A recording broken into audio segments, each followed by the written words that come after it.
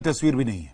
अभी भी देश में ऐसे लोग हैं जो इमाम की बात नहीं मान रहे। ईद की खरीदारी के लिए बाजारों का रुख कर रहे हैं, बाजार में भीड़ बढ़ा रहे हैं और कोरोना से बचने के लिए जरूरी सोशल डिस्टेंसिंग को तोड़ रहे हैं। कोरोना के संक्रमण के बीच जान हथेली पर रख ईद की शॉपिंग के लिए न सिर्फ घरों से निकल रहे हैं बल्कि बाजारों में पहुंचकर सोशल डिस्टेंसिंग को तार तार भी कर रहे हैं।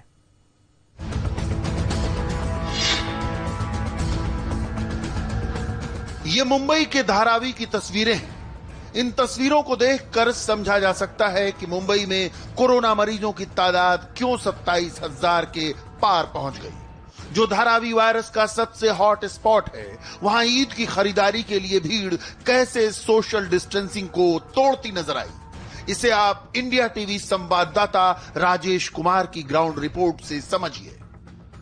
नूर बेकरी और वहां पे देख रहे हैं कि लोग जो है एक दूसरे से सटकर खड़े हैं। कोरोना हॉटस्पॉट है, उसके बावजूद भी आप लोग सब एक दूसरे से सट के खड़े हैं। आप लोग सोशल डिस्टेंसिंग का पालन बिल्कुल नहीं कर रहे हैं। मास्क मैम, आपने मास्क भी नहीं लगाया है। पाव दो ना 10 का। क्या आप लोगों को बताते नहीं है? भाई साहब दुकानदार साहब, दूर दूर खड़े रहो, दूर दूर खड़े रहो भाई, बता रहे हैं। दूर दूर खड़े रहो, दूर दूर खड़े रहो।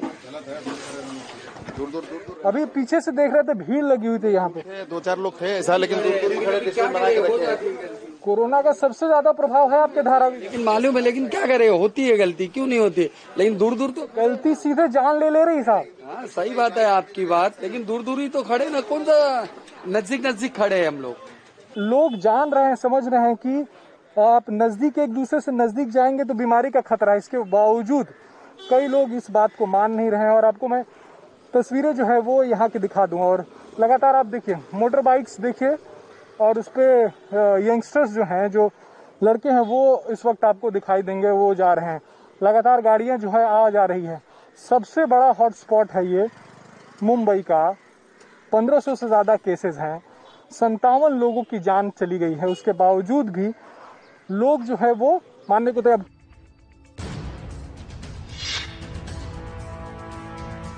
रमजान के महीने में नागपुर का मोमिनपुरा बाजार 1 महीने तक ईद के लिए सजा रहता है, लेकिन इस बार कंटेनमेंट जोन होने की वजह से पूरा इलाका सील है। पुलिस और एसआरपी तैनात है, लिहाजा मुस्लिम समाज के लोग इतवारी बाजार पहुंच रहे हैं, लेकिन यहां भी लोग 2 गज दूरी का ख्याल नहीं रख रहे। बहुत से लोग यहाँ पे ड्राई फ्रूट्स अनाज खरीदने के लिए आए, लेकिन पूरी तरीके से यहाँ पे सोशल डिस्टेंसिंग मेंटेन नहीं हो रही। कुछ लोगों ने मास्क लगाया है, कुछ लोगों ने मास्क नहीं लगाया है। ईद के त्योहार की खरीदारी करने के लिए तमाम लोग यहाँ पे पहुंचे हुए हैं। इसके अलावा यह बाजार अनाज ओली के नाम से भी जाना जाता है, किराना ओली के नाम से भी जाना जाता है, जहाँ पर किराने के सामान के साथ अनाज के अलावा यहाँ पे ड्राई फ्रूट्स वगैरह बड़ी मात्रा में मिलते हैं। तो यहाँ पे आप देख रहे हैं किस तरीके से दुकानें हैं, दुकानों के बीच में लोग खरीदारी करने के लिए पहुंचे हुए, लेकिन सोशल डिस्टेंसिंग के नाम पर यहाँ पे धज्जियां उड़ाई जा रही है। अधिकांश लोगों ने तो मास्क भी पहनना नहीं समझा है। यहाँ पे देख रहे साइकिल सवार बिना मास्क के जा रहे हैं। बिल्कुल मास्क लगा के और डिस्टेंस रख के जैसी गवर्नमेंट का कहना है उसके मुताबिक मनाएंगे। इसमें ऐसा देखा जाता है गले मिल के बधाई दी जाती है, तो ये ईद गले नहीं मिला जाएगा। नहीं, ये ईद गले भी नहीं मिला जाएगा और हाथ भी नहीं मिलाया जाएगा। नागपुर में कोरोना संक्रमण सबसे ज्यादा मोमिनपुरा और सतरंजीपुरा जैसे मुस्लिम इलाकों में है। यहां शहर के 85% कोरोना पॉजिटिव मरीज हैं। बावजूद इसके सोशल डिस्टेंसिंग के नाम पर यहां कुछ भी दिखाई नहीं दे रहा।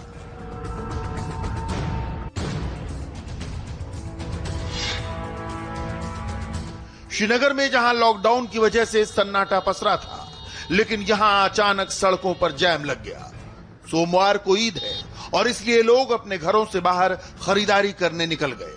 आप तस्वीरों में देखिए, बाजार बंद होने के बावजूद कितनी गाड़ियां हैं, सड़क पर पांव रखने तक की जगह नहीं। श्रीनगर के लाल चौक इलाके से पूरी रिपोर्ट बता रहे हैं हमारे संवाददाता मंजूर मीर। ईद आने वाली है, उसको देखते हुए लोग जो है अपने घरों से बाहर निकलकर ईद की शॉपिंग करना चाहते हैं, लेकिन इस ट्रैफिक को कंट्रोल करने के लिए जम्मू कश्मीर पुलिस के जवानों और ऑफिसरों को काफी दिक्कतों का सामना करना पड़ रहा है, क्योंकि करीबन 1 किलोमीटर से ज्यादा ट्रैफिक की जो है लंबी लाइन यहां पर दिखाई दे रही है। अब बैरिकेडिंग की गई है, किसी भी शख्स को यहाँ से आप आगे जाने की अनुमति नहीं दी जा रही है, क्योंकि लाल चौक का इलाका जो है ये सबसे व्यस्त इलाका माना जाता है। हालांकि दुकानें जो है वो पूरी तरह से बंद पड़े हैं, लेकिन फिर भी लोग जो है वो अपने घरों से बाहर निकलकर ईद के लिए सामान खरीदना चाहते हैं, शॉपिंग करना चाहते हैं और उसी भीड़ को कंट्रोल करने के लिए यहाँ पर ये नाका लगा दिया गया है। बहुत सारे लोगों के खिलाफ जो है कार्रवाई भी की गई है, बहुत सारी गाड़ियां जो है वो सीज कर दी गई है।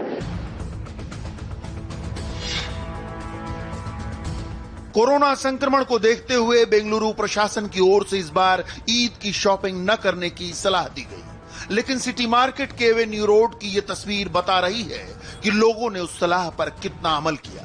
लोग कोरोना से बेपरवाह होकर कैसे बाजार में जमा हो गए, इसकी क्लियर पिक्चर हमारे संवाददाता टी राघवन ने ऑन द स्पॉट पहुंचकर दिखाई।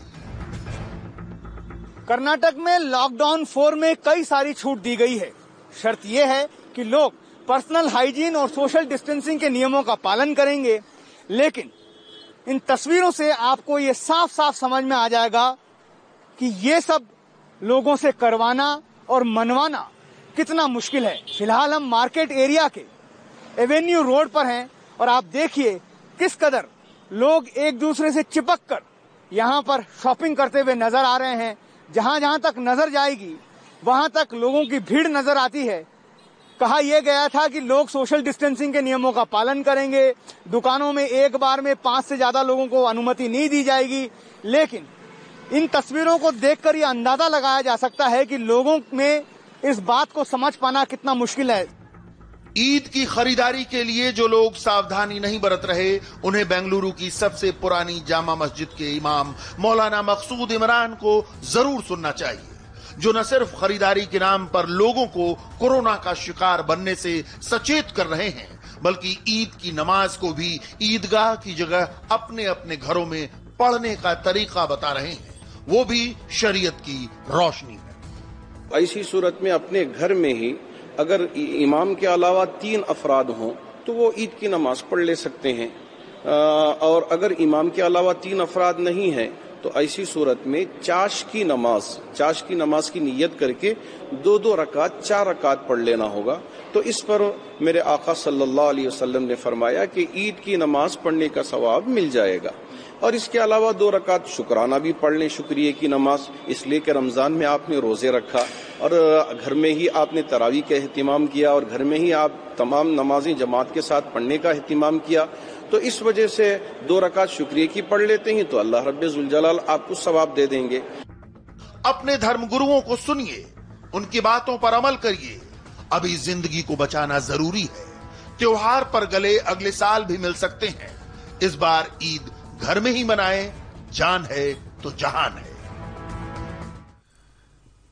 तो इस बार ईद